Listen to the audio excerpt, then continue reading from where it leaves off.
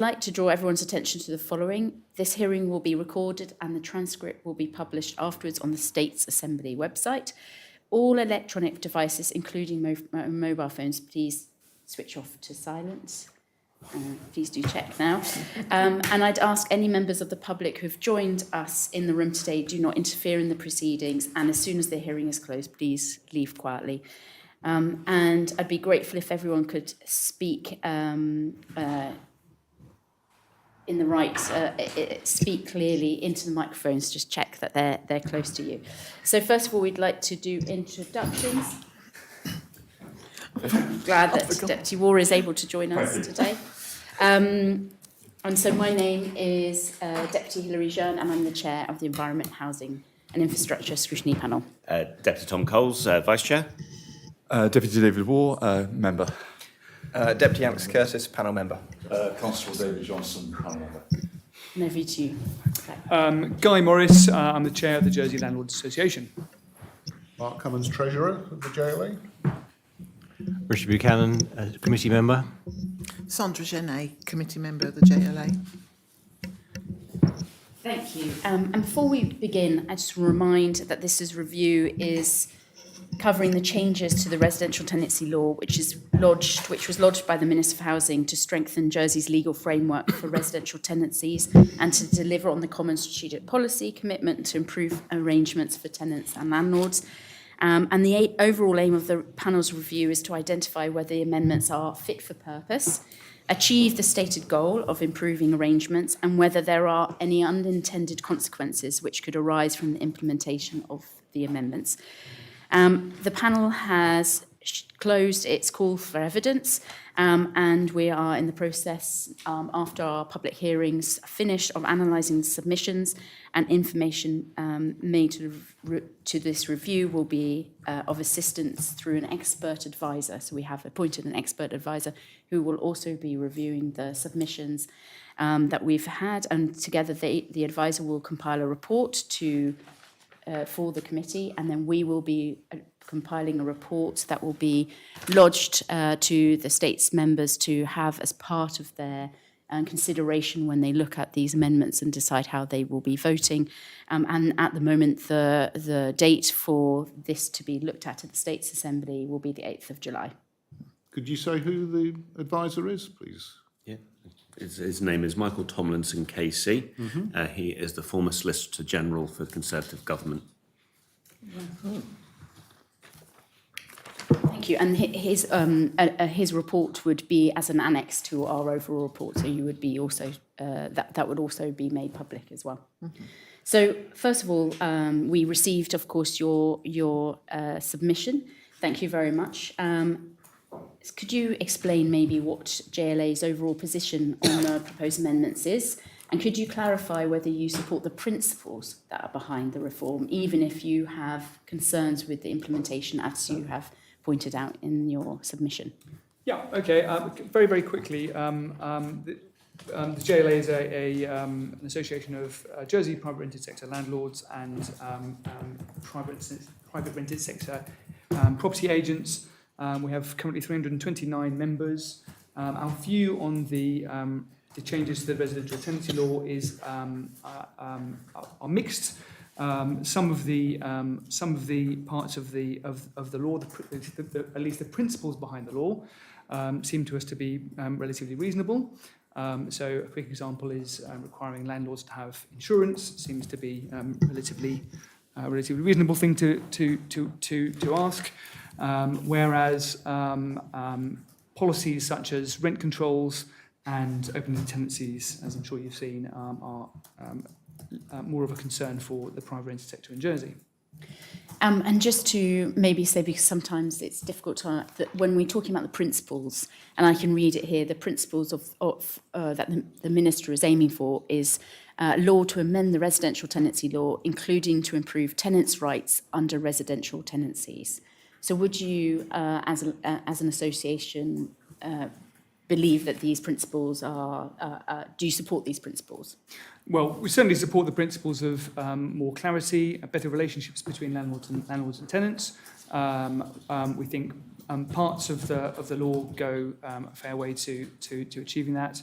However, I think it's fair to say that we think that the balance is tipped too far in favour of tenants in this, and there's multiple unintended consequences that will flow from that. We think a much better way of doing things would be to produce guidance on tenants and landlords' responsibilities in the market, and guidance on how tenants and landlords should conduct themselves. And thank you. And obviously the panel understands that the JLA was consulted as a key stakeholder during the drafting of the amendment. The Minister has told us on a number of occasions in our quarterly hearings that he is engaging with you and has been engaging through this process. But what changes did you request to these amendments, and how have these been reflected in the proposals which have been lodged? So we've certainly spoken to the Minister on many occasions, and his officers. His officers have been very helpful in answering questions we have. I think the key point is that we disagree on the core principles in terms of rent controls and open-ended tenancies to such an extent that it's been quite difficult to come to any kind of middle ground on those points. What I would say is that we have had some helpful discussions around the grounds for possession, notwithstanding the fact that we don't believe that open-ended tenancies are a good thing for Jersey's private rented sector, for tenants or landlords. We've suggested some grounds for possession, which many of which have been adopted into the draft law, some of which haven't. Could you maybe expand some of those ones that haven't? Yes, certainly. In our submission, we talk about the Housing Act in the UK, which is undergoing some changes, but there are a number of additional grounds in those, such as for possession, such as serious rent arrears, which isn't covered in the Jersey proposition, enforcement action. So, for example, where the landlord will be prohibited from letting a property if a licence is removed under the licensing scheme, that isn't given as a ground for possession. So can you just explain that a little bit more? Of course, yeah. So under the licensing scheme at the moment, landlords are obliged to have a licence to rent their dwelling.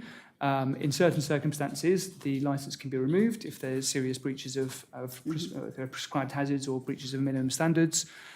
In those cases, if the licence is removed, the landlord would be legally subject to a criminal penalty if they continue to let the property.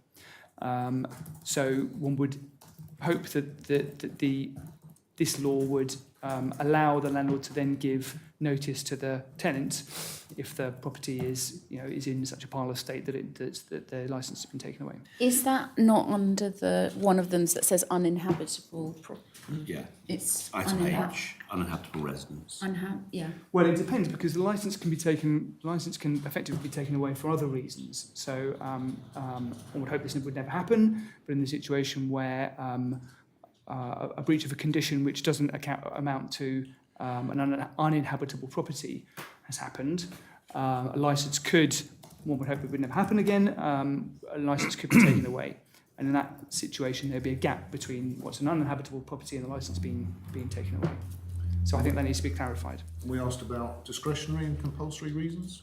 Discretionary mandatory reasons. Do you want me to go on and speak about those? Yes, that would be Can I just pick up Yeah. quickly Yeah. there? Because you mentioned about not paying the rent, serious rent arrears. Yeah. Could you not consider that might be covered under G as a serious breach of the tenancy agreement? Because your rent forms probably the main part of any tenancy agreement. So failure in that aspect could be considered a serious breach. Yes, I think the point here is that, let me just find the right relevant bit, is that under the ground G, I think you said, you would have a longer notice period to give notice to 1 month. Tenant. It's 1 month. Yeah. Apologies, let me just quickly check.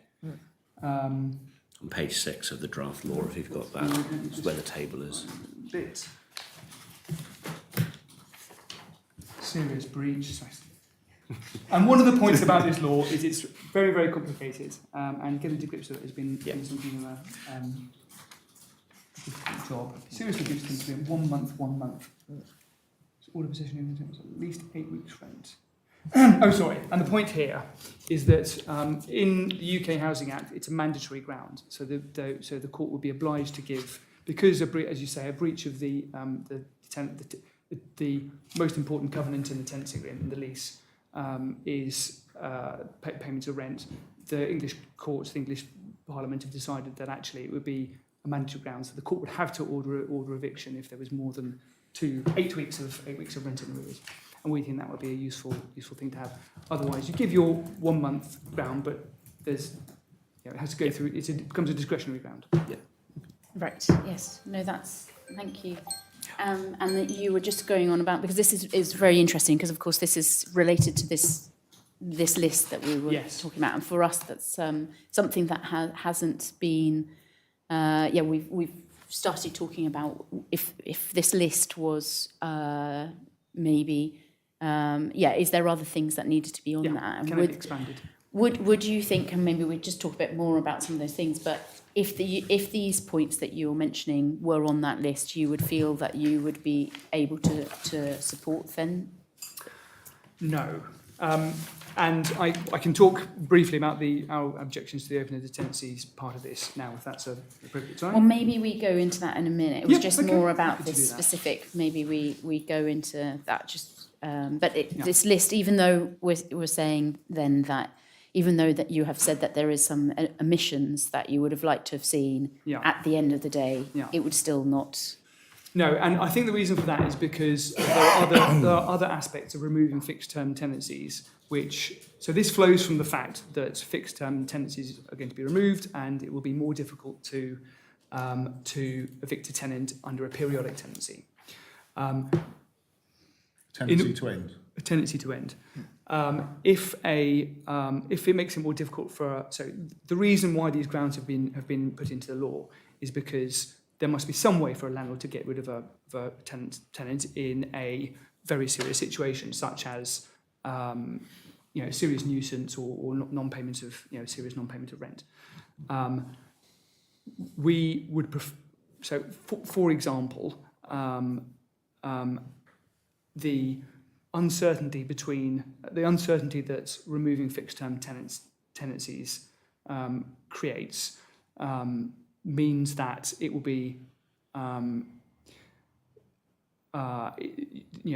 So essentially, our objections to the open-ended tenancies, the periodic tenancies policy, mean that we, even if this came in with additional grounds, we would still have issues flowing from the fact that there's uncertainty coming from the 1 month notice period, for example, and the removal of fixed-term tenancies. But I have to go into that. Okay, no, thank you detail. very much. We've got some more questions on that later, so don't. But I think stepping back again into that wider look of your submission and what you've been talking about, your submission notes that surveys of JLA members show over 90% oppose the reforms, with almost 70% considering selling properties. Could you clarify how many members participated in the survey and how it was conducted? Yes, so we sent an email out to our members 2 weeks ago, and we asked them various questions via email, and they responded, and 116, I believe, people came back. I have a piece of paper that says 85, but I've been through each and every one of them myself, and there's 116. So that's just a bit more than a third of our members who responded in that week. The part within your submission that says almost 70% are considering selling properties. Is there more information you've got on kind of the nuance within that, the volume you're thinking, and the reasons your members provided for seeing this is one of the causes? I know we've talked in other hearings about the kind of the combination of policies, but in particular here, what's the feedback around the volume of people saying they're considering selling? So it varies, but I guess in kind of summary, it's a mix between the two policies themselves, the two policies that we're concerned about, i.e. periodic tenancies, open-ended tenancies, and rent controls. And I think it stems from the fact that landlords looking at looking down the road at the future and saying, if I get into a situation where I can't evict a troublesome tenant, The tenant may want to stay for a lot longer than traditionally. And also my rents are capped at RPI and 5%, where and my input costs are going up by substantially more than that, which again another thing we've seen a lot of. Then it's going to make the running of this property, the provision of this home to this person, untenable from a financial perspective in future. Okay. And how's the feedback coming in about the fact that there is a clause to allow, under the periodic tenancies, the ability to give notice from a landlord if they wish to sell? Did much feedback come back on that? Because I think we're interested to know that actually in some ways this is a provision that many fixed-term tenancies don't have. Yes, quite. Which we might come to something we talk about later.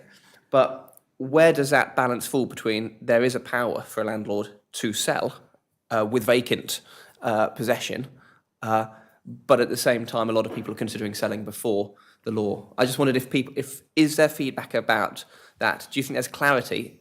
What's the cause? Is it helpful that there is an ability to sell a property relatively easily if need be, and to obtain vacant possession in order to do that? Yes.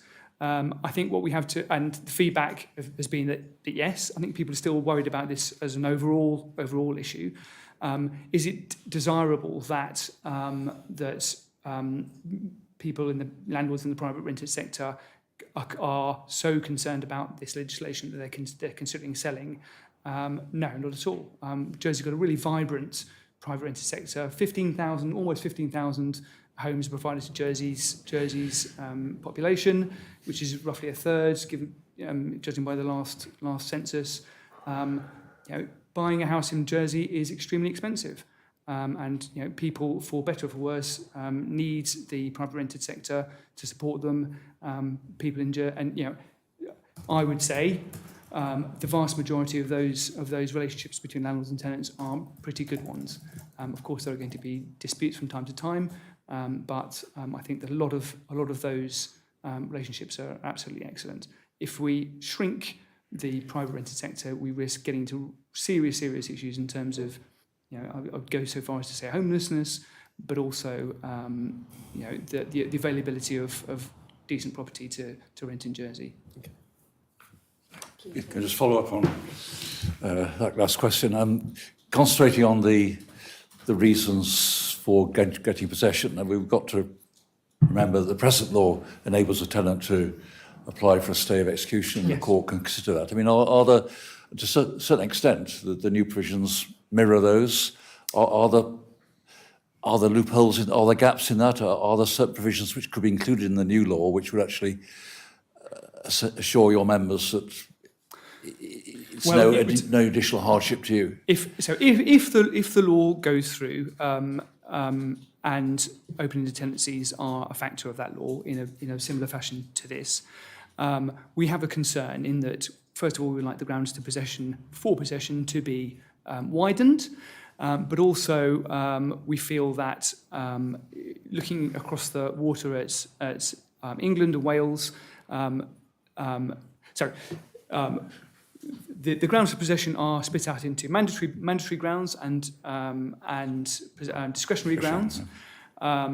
Regardless of whether those grounds are mandatory or discretionary in this proposition, a tenant can still apply for a stay of eviction, and I think that means that it's still going to be difficult to give notice to a tenant in the right circumstances, and it will mean that a tenant will be able to apply for a stay of eviction even where a mandatory ground has been proven, and that's not the case in the UK.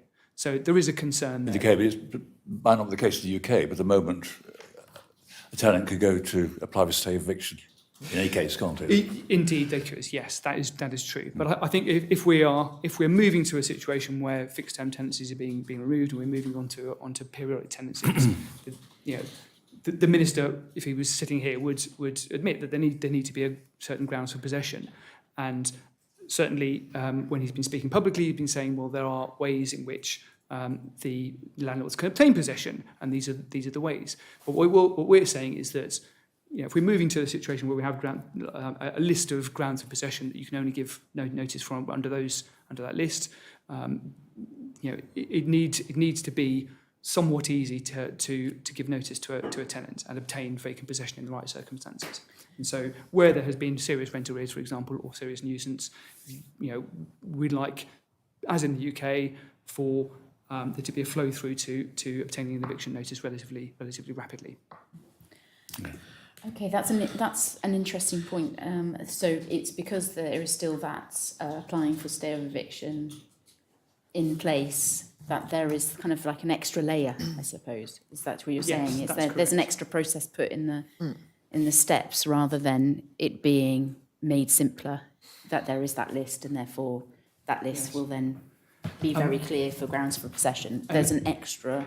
That's right. And perhaps what I should say is that we suggested that, having looked at the Housing Act in the UK, that there are mandatory grounds and discretionary grounds in the UK. Obviously, mandatory grounds given for more severe issues cropping up with the tenancy. Suggested that to the Minister. He took those on board, brought those into the law, but perhaps didn't think about how the stay of eviction mechanism would also impact on those mandatory grounds. Okay, thank you. Maybe moving on, but maybe we could circle back to those and some detailed questions later.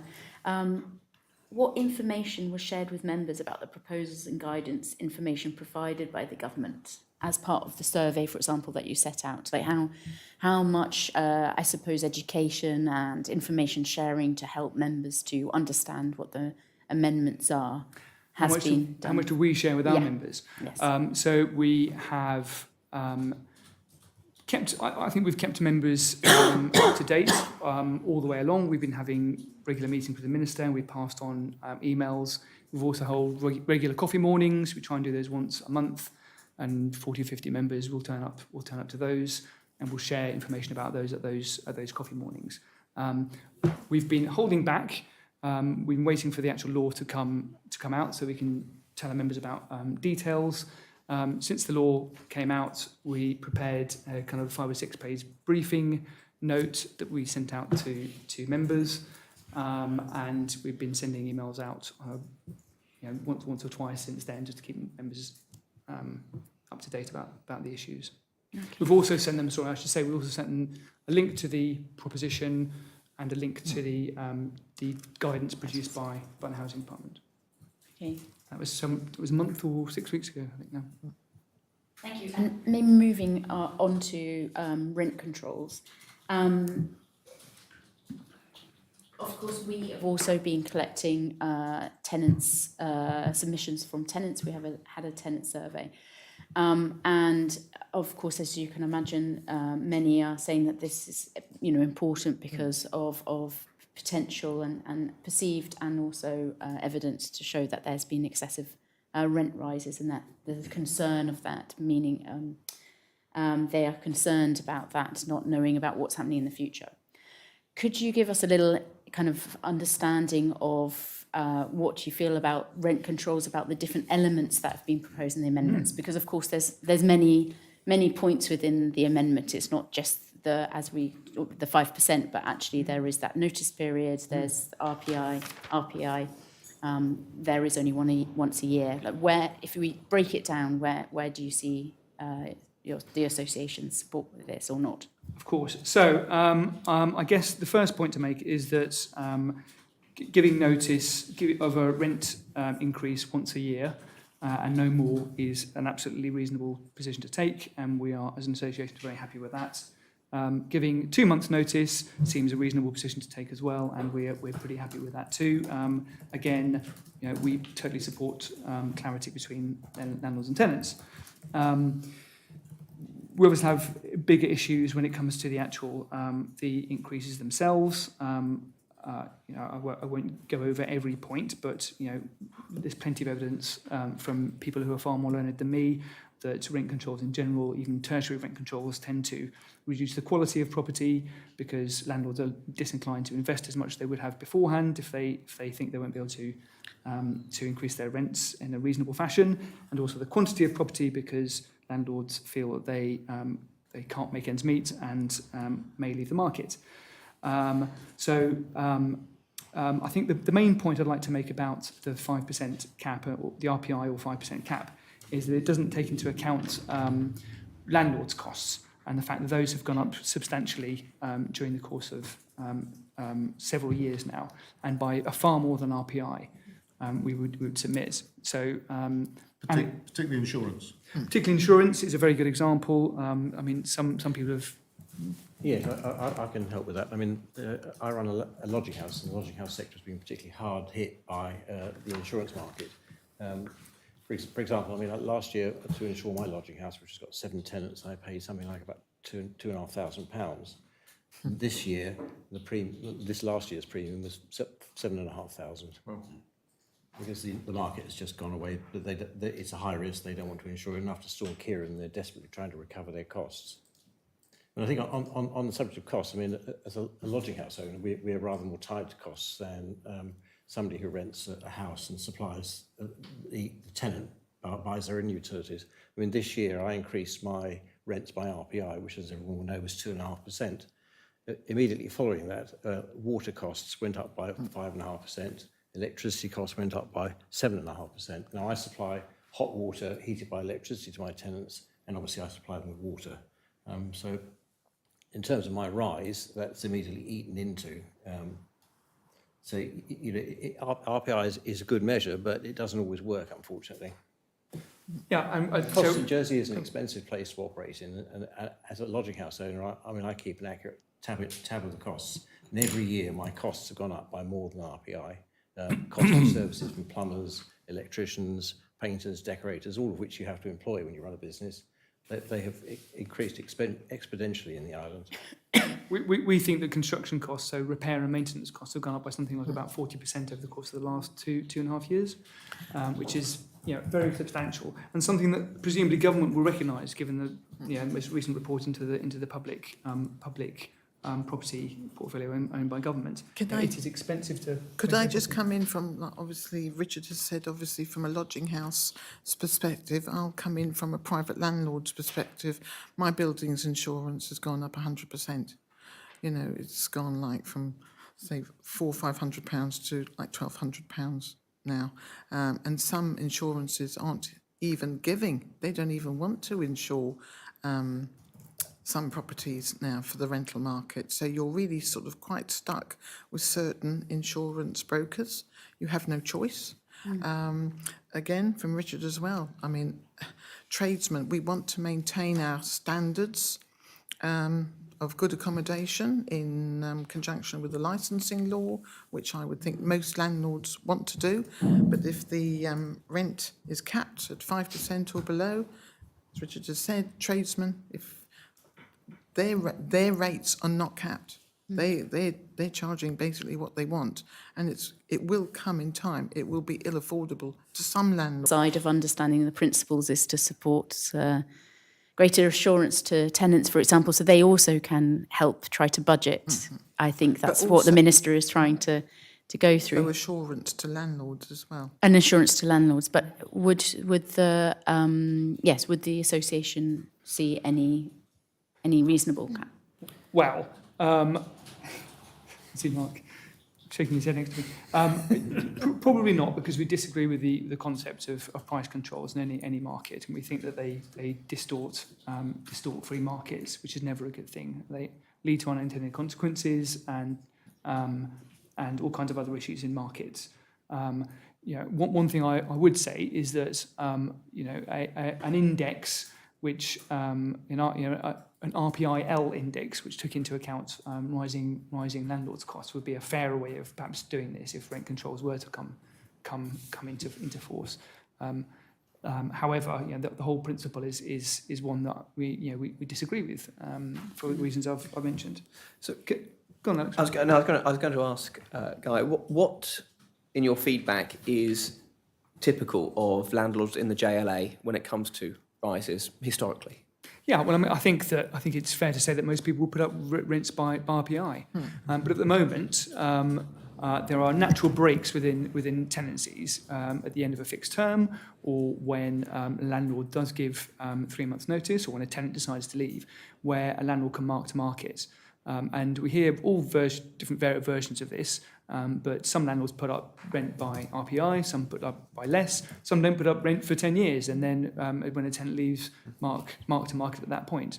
But it's at those points where landlord can reset, find a new tenant at an agreeable price to both parties, and then recoup any losses in terms of cash, in terms of where they are if they've fallen behind the market. And the point is that will no longer be anywhere near as easy if this proposition goes through. I think it's fair to say that if you're looking at the real value of rents, if you don't increase them by RPI, when you come to the end of the year, your rental take is actually worth less than it was at the beginning of the year. So I think as a minimum it has to be some RPI or some index that's similarly linked, because otherwise £10 is only worth £9.45 at the end of the year. So your rental take is less, and it has an intrinsic ongoing problem, because when you come to market the property, if your rent roll is behind the marketplace, that has a direct link to the value of the property. So if you're not charging market rates, or your rents haven't gone up by RPI, then the value of your property hasn't gone up by RPI. And when you come to sell it, it's actually worth less, unless you go through and, well, you can't, you will not be able to change people's rental agreements anyway. So I don't have to put words in your mouth, but given what you said, are you suggesting that if a landlord was not content with the fact that the increase was actually matching real increase, there is temptation there to terminate a tenancy and start again, which would give them carte blanche to start again? Yes, so we're impinging on open-ended tenancies now, but one of the points about open-ended tenancies is this initial term whereby the Housing Minister has given landlords a way of essentially giving a probation period to a tenant, or perhaps vice versa. And we feel that if both of these policies come into force, then landlords will be much more inclined to give notice at the end of a 3-year period and move on to another tenant in order so they can mark to market at that point. And that, to us, that doesn't feel like a way of improving the relationship between landlords and tenants in Jersey. Well, it's also not good business, I'm afraid.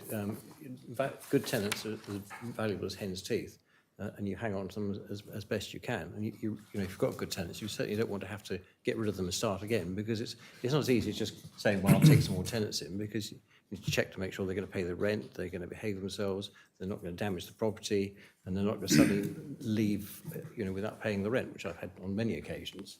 So it's not like just going to a shop and changing it for something else. A tenant is a complicated commodity, and you need to look after them. And as a landlord, that's what I always try and do. I wasn't suggesting. All I was saying is, if a landlord felt aggrieved that the provisions were too restrictive and he was not getting a due reward, would that encourage him to give more notice? Sell up. Oh, well, yes, give more notice. Yeah, I think so. I think that's I mean, that's one of the courses open to a landlord. Clearly, the other one will be to apply to the rent tribunal to have your rent marked to market. Because if the rent tribunal has that capacity to do so, yes. Yeah, it's not just as simple as getting rid of the tenant and putting another one in the property. Well, you rent tribunal later. I think Deputy Coles, yeah. And do you accept that actually there is a connection between the cost of housing, not obviously just in rents, but obviously mortgages and other things, that actually contributes to that value of RPI? So actually by putting up your rent, you're contributing to that increase in RPI. But so is everyone else in the economy. I mean, the input costs of landlords are going up by. So, do you say to one section of society, well, I'm sorry, you've got to keep your prices capped at this level, while everyone else puts up their prices by whatever metric they want to, 7.5% in terms of utilities. Is that fair on those providers, and what effect will that have on the market, the participants in that market? Thank you. And it's a fair point, but I think you have to bear in mind that one of the big causes of price rises this year was a state-owned utility, the Jersey Electricity Company. 7.5%, everyone's had to pay a huge increase, and it has had an effect on inflation. Thank you. David? Yeah, I just want to go back to sort of the core principle, and obviously this is all driven by the cost of housing. The idea of how do we mitigate, how do we make sure that people can afford to live in the home they're living in. So What's the underlying fundamentals behind the cost of rent? Give the public out there an idea of Yeah. why are rent levels so high if you compare to other jurisdictions in Jersey? Well, Without. Okay, I'll course, yeah, shut up there. It's a very fundamental question. So. I suppose the biggest part of rent is the cost of the acquisition of the property. Mm-hmm. So property, as everyone will know, is very expensive in Jersey. Not only is it expensive to acquire, it's also expensive to maintain. I don't know any figures, but I think it'd be fair to say that anywhere between kind of a third, depending on the age of a property, and perhaps even a half of a landlord's costs in any particular year can go on maintaining property. If you want to renovate a property, then that's going to be very expensive as well. There are borrowing costs. If buy-to-let landlords have borrowed to acquire property, then mortgage rates are going to be a concern. There are costs in terms of the management of the property. So employing an agent, which is normally quite a good thing to do, to find landlords to manage to find tenants to manage the property is also a substantial part of that cost. Compliance, I would suggest, is also a part of that cost. Whilst a necessary thing in terms of complying with health and safety requirements, that is a cost as well. Yeah, but it's also a simple investment principle. If you buy a property for £400,000, you're going to expect, and you're investing that money into the property market, you're going to be investing that money into the gilt market, where you can get 5.5% yield. So you're going to want to achieve a yield which is comparable to that to make it competitive, and the property market's going to remain competitive, and you're going to have a competitive rental sector. It has to produce yields that are competitive, otherwise you won't get investors. And that's what's driving the cost up. The cost of property in Jersey is rising exponentially, or at least it was until a couple of years ago, and that's what's been driving rents up. Thank you. I think just looking at the time, and I think it's an important question, and we were just talking about rents, and I think we should then lean that on to the rent tribunals, and then we can come back to the periodic tenancies and other elements. But I think that because they obviously intrinsically linked, and what you're saying about rent costs being and what that looks like. So your views on the rent tribunal, do you support kind of clearer criteria or guidance for the tribunal to avoid kind of unpredictability or inconsistency? I mean, how do what are the main points within that that you need from? Can I make one last point on rent controls, which is that the UK government has, which is a Labour government, which is bringing in similar kind of changes in terms of open-ended tenancies, is not doing rent controls. It's not capping rents in the UK because they think it will distort the market. So just to quickly say that. The tribunal, however, is touted as being quite a useful way for landlords to potentially increase their rents above RPI or above the 5% cap. I think we would agree that that could be a useful way of doing things if rent controls do indeed come to pass. The two ways in which landlords can ask tenants for a higher increase is if they have significantly fallen behind market rents, or they have made improvements to their property which are beneficial to a tenant. I think our concerns with those is that there's a real lack of data, which I can come into a bit more later, about what market rents will be, and also any certainty about what significantly behind market rents means. Does it mean 50%? Does it mean 5%? Landlords will want to know how that's going to work. In terms of the rental data, which we can cover very briefly now because it touches on this, we have been pushing for some years now for better data about housing generally in Jersey. We think there's a paucity of data at the moment. The plans at the moment do not go far enough.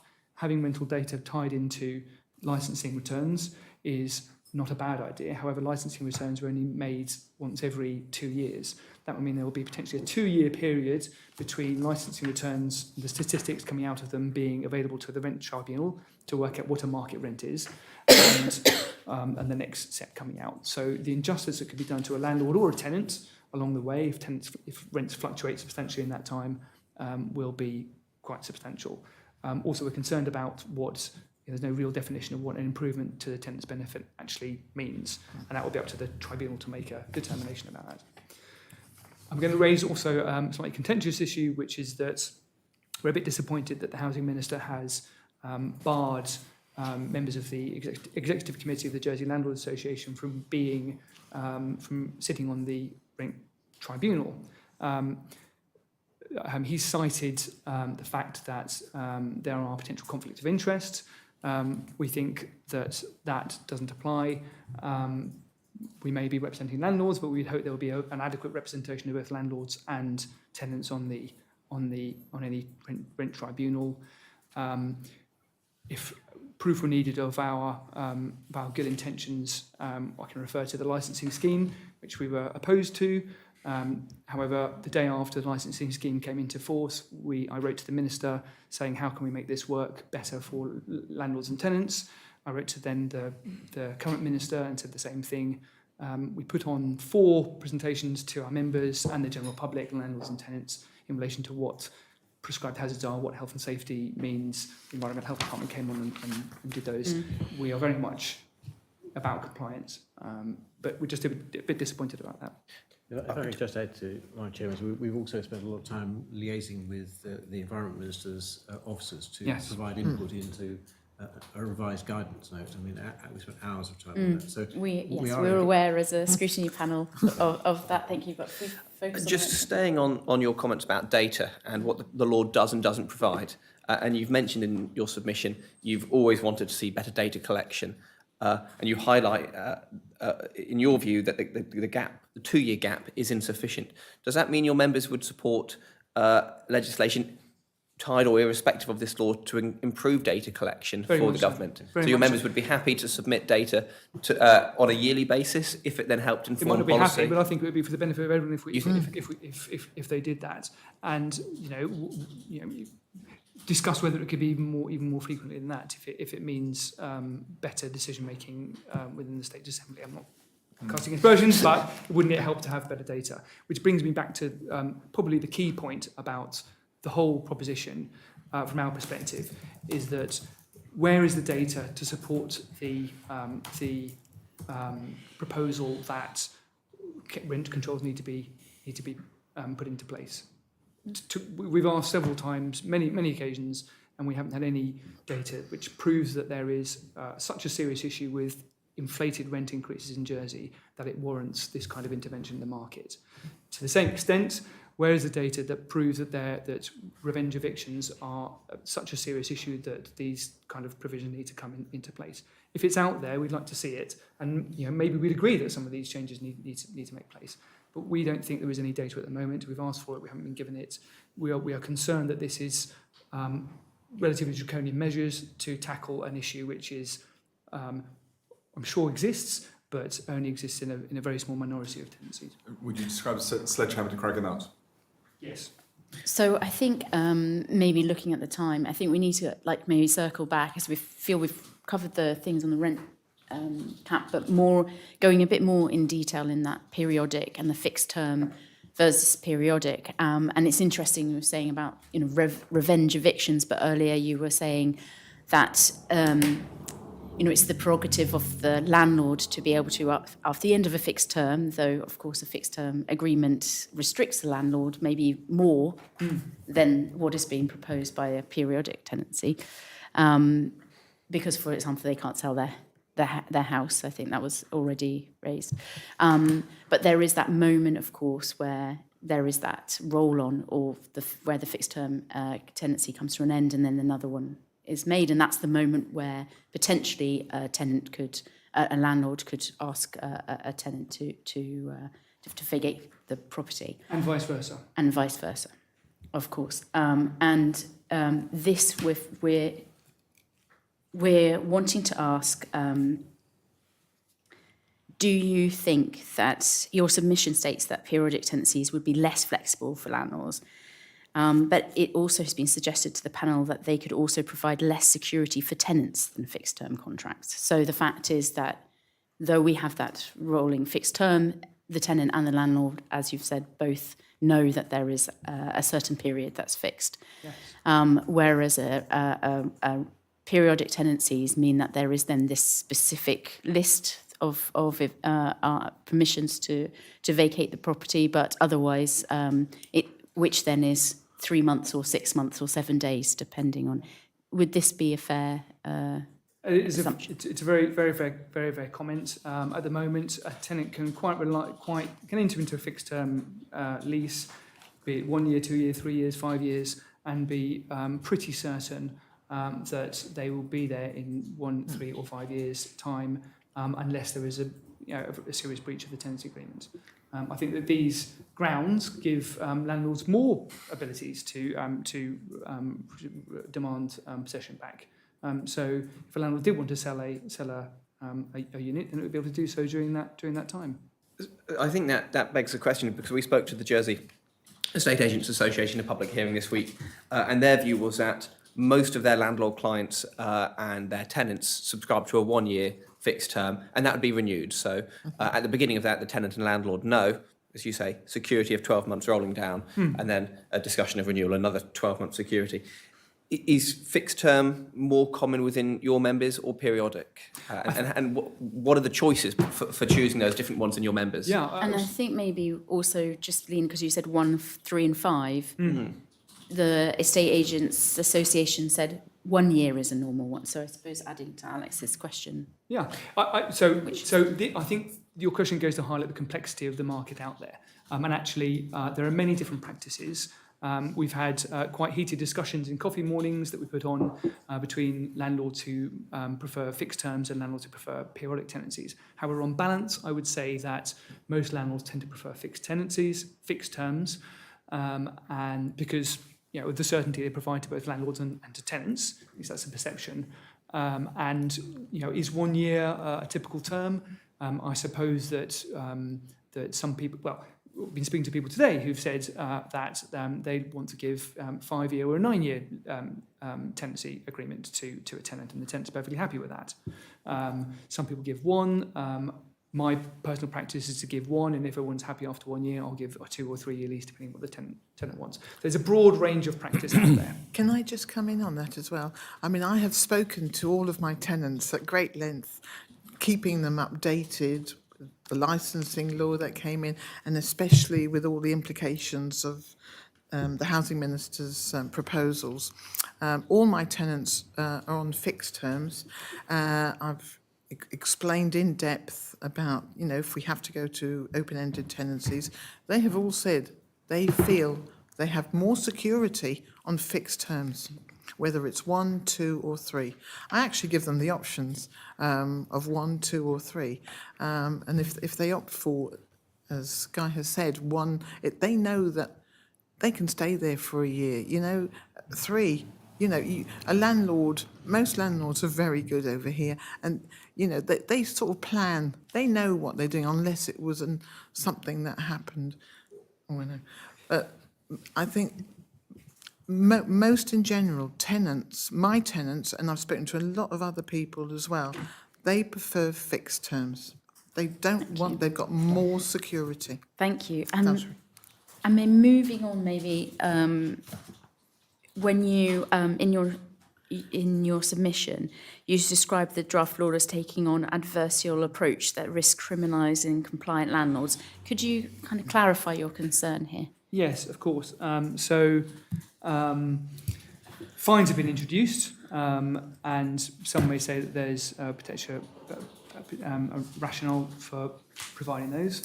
Fine is very, very, very chunky, let's say. £10,000 for potentially recklessly misleading a tenant in relation to a ground. Given I won't go into it now, but given that some of the grounds seem to have some uncertainty around what exactly they mean, it feels as though that uncertainty would put a landlord in quite a difficult position in terms of whether they serve a notice at all. So landlords, first of all, and this is perhaps right if we're going down this road, that landlord thinks very, very careful about the ground for possession they're giving. But if they make a mistake, then potentially up in court, and it's a criminal offence and a very, very hefty fine, which could be disproportionate to their income, given the And potentials for civil penalties? Potential for civil penalties as well. So I think the general concern is, do landlords really need to be criminalised for these issues? Certainly in the UK, there is no criminal offence in relation to giving a ground for possession. It's up to the court to decide whether the ground for possession is right or not on the evidence. There's no criminal penalty levied on the landlord. And so what happens after in the UK if they find that there is... Well, they'll probably get a cost order against them, I would say. That would be the main thing rather than a criminal offence. Can I briefly talk about the civil penalty scheme as well? So this is obviously regulation-making power, so not happening now and further down the road. But it's of a general concern in that civil penalties are potentially going to be levied on landlords. We don't know what for. The regulation-making power is very, very wide indeed. It will now enable officers to give fixed penalty notices to landlords for breaches of, I think I've got this right, the law, or for breaches of the tenancy agreement, which is an interesting one. What processes are going to safeguards, checks and balances are going to be put behind that. I know there's precedent in Jersey in the financial services industry for having civil penalties, but that's a much bigger industry. They can employ compliance professionals and frequently do lots of compliance professionals to look at their compliance. I'm not saying landlords shouldn't be compliant, but it's a bit of a bigger ask. And civil penalties seem like over-egging the pudding, if I can put it that way. Thank you. You raise concerns that also, I guess, in this area, but you raise concern that requiring a police officer or state's employee to provide supporting evidence for serious nuisance evictions is too restrictive. Do you believe this will deter enforcement, and what alternatives would you suggest? Yes, so I certainly believe it will deter enforcement. As I think I mentioned, we've heard of members saying that getting housing officers to turn up timelessly to a statutory nuisance, which isn't the same thing, but a statutory nuisance claim has been really, really difficult. So in terms of repeated, the ground itself breaks up into serious nuisance and repeated nuisance. So obviously, you'd hope a police officer would be able to come out to a serious nuisance, but for a repeated nuisance, which is happening every Saturday night, let's say a party happening till 2 in the morning every Saturday, it's going to be a bit more difficult to get a housing officer, I would submit, to come out to those kind of events. And maybe even a police officer wouldn't. I mean, I'm sure they've got lots of things to do on a Saturday night. So to us, it represents an unreasonable hurdle to overcome, and landlords should be able to adduce evidence, which might not be a very easy thing to do, as I've alluded to elsewhere, without having a third party involved.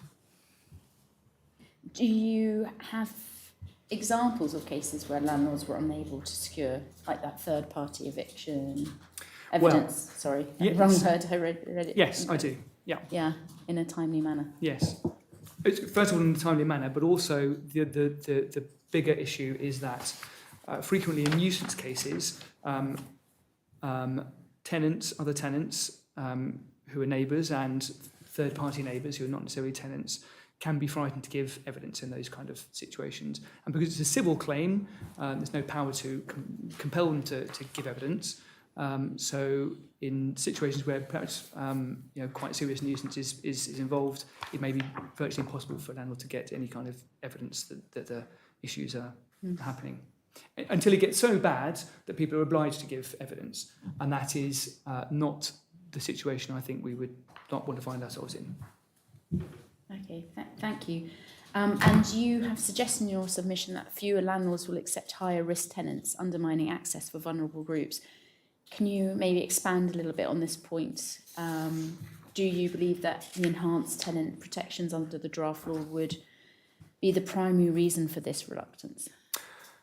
Yes, I think so. I think that if landlords are going to take away from this the fact that it will be more difficult to evict a problem tenant, End of tenancy. be more difficult to give notice under one of the grounds to a tenant. I'm making the same mistake myself. then they will be a lot more careful about which tenants they accept. So landlords are typically well advised to take references from previous landlords, financial evidence of the ability to pay rent, and credit history.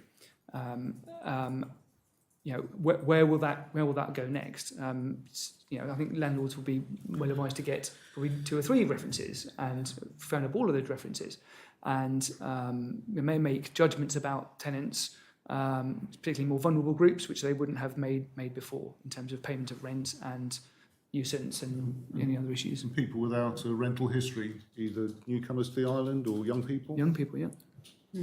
No, thank you for that. I suppose just looking at the time and moving on a little bit, the panels received some submissions from written submissions that has suggested that some landlords may not fully understand their rights and responsibilities under the draft law. Has the association, do you view your role in helping landlords in navigating this legislative change? Very much so. If the law comes, as I referred to before, in terms of our licensing scheme, if the law comes into force in any iteration of what it is at the moment, then we will certainly do everything in our power to bring our landlords along with their legal requirements. We're all about compliance.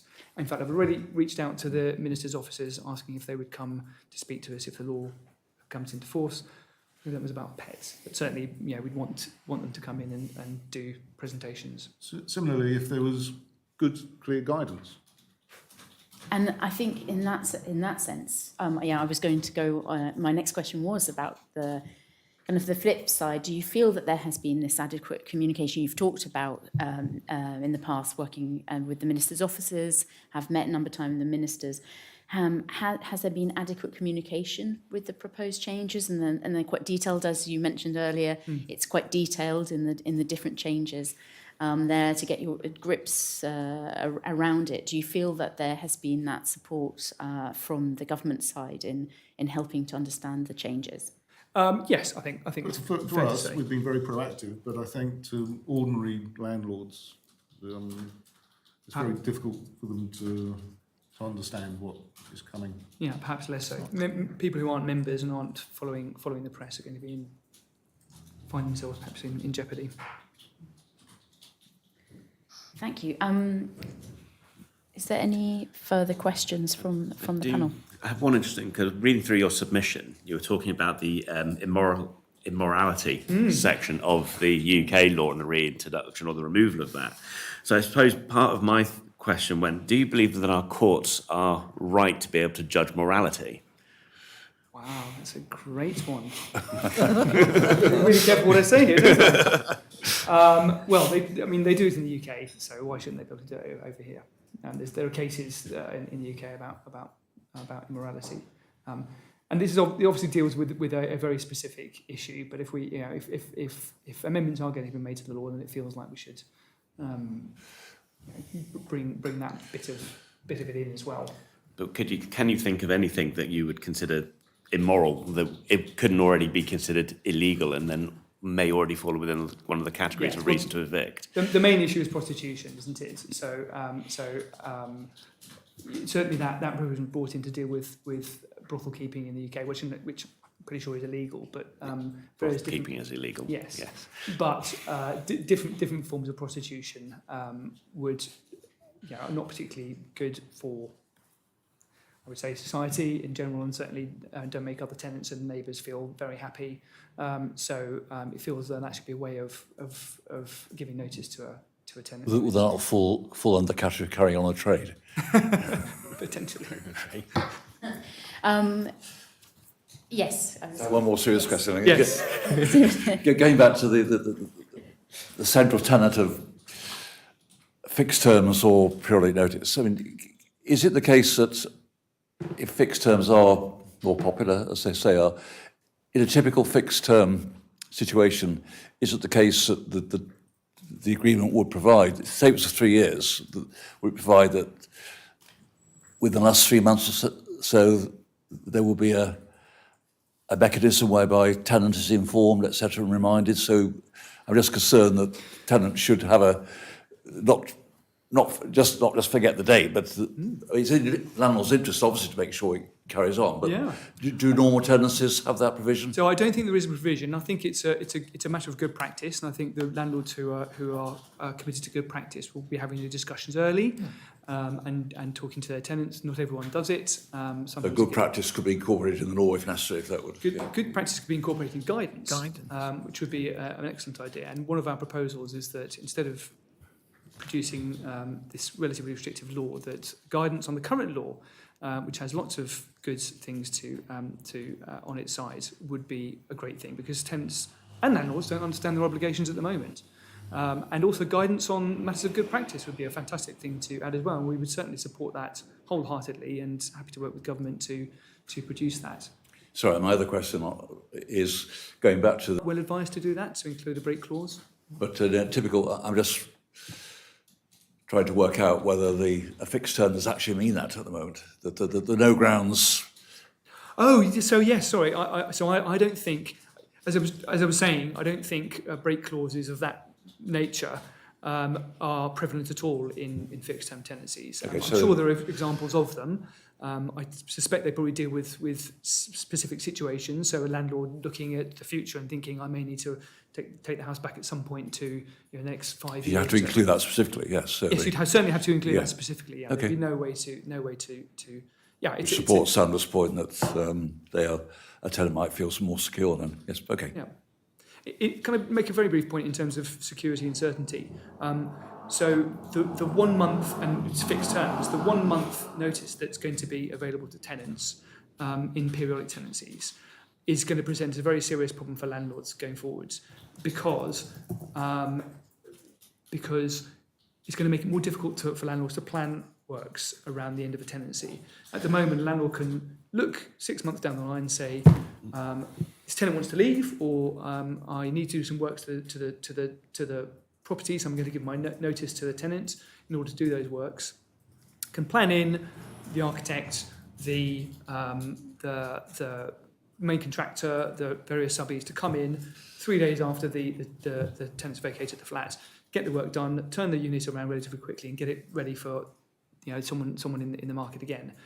If a tenant can give 1 month's notice at any time during a periodic tenancy, then that makes it a lot more difficult. And this is another reason why landlords like fixed terms. They can plan works around. And by the way, it is really difficult to find workmen to come at the drop of a hat to make any kind of changes to a property at all. So that's a pain in the backside for landlords. However, as a part of society as a whole, a part of the market as a whole, it's going to mean voids are going to be much longer, which isn't very good for landlords, but it's not good for tenants either, because it will mean less choice for tenants in the long run. And many of these, we haven't got time now to discuss this, but many of these issues that we've been raising today are going to have a negative impact on tenants going forward. A lot of the unintended consequences I've highlighted in our submission will mean issues for tenants, either because landlords will leave the market or be less willing to take on younger tenants, for example, or will increase voids periods while landlords scrabble around to find workmen to do necessary works. And that can't be good for the market, it can't be good for landlords, it can't be good for tenants, I would say. Would you support then if there was an amendment to this law that introduced a table of reasons and time frames for tenants to give notice? So we could actually change it. So actually you'd have a situation where a planned exit period, tenant has to give 3 months notice because they just want to move on. But then obviously you might have a situation where they rented a 2-bedroom flat with a partner. That relationship's deteriorated, they're not going to be able to afford to pay your rent in 3 months' time, and they know that. So it's that honesty kind of, I'm going to have to give you a month's notice because my life is falling apart kind of. Would that be a good balance for you? It would certainly be helpful. However, what I would say is that the current system works quite well, but for those kind of issues. And some guidance about when to let your tenant off a 2-year lease because they're 3 months in and there's some very serious health issues that are developed or financial issues would be very welcome to the landlord community, and we would trumpet that from the roofs because they're nice things to do, and we want to support both parts of the housing community in Jersey. Thank you. Looking at the time, I just want to look at my panel, see if there's any questions that I've missed on the list or areas that we've got. No, and is there anything the last few minutes? Yeah, so perhaps I can finish off by saying there are some things that we are generally supportive of, as I'm sure you've seen from the submission. More transparency in terms of fees and landlord details seem like a great idea to us. Uninhabitable properties, there's no discernible change that we can see that would affect landlords in that respect. It seems that it's very similar to the current law, so that seems absolutely fine to us. Requiring landlords to have insurance seems very reasonable to us, although it's worth making a very quick point that it's becoming more and more difficult to insure lodging houses for two reasons. First of all, because there tend to be cooking facilities in those lodging houses, and there also tend to be tenants who are on income support in those lodging houses. And for some reason, insurance companies don't seem to like tenants who are on income support, which is a whole other discussion that we're not going to get into now.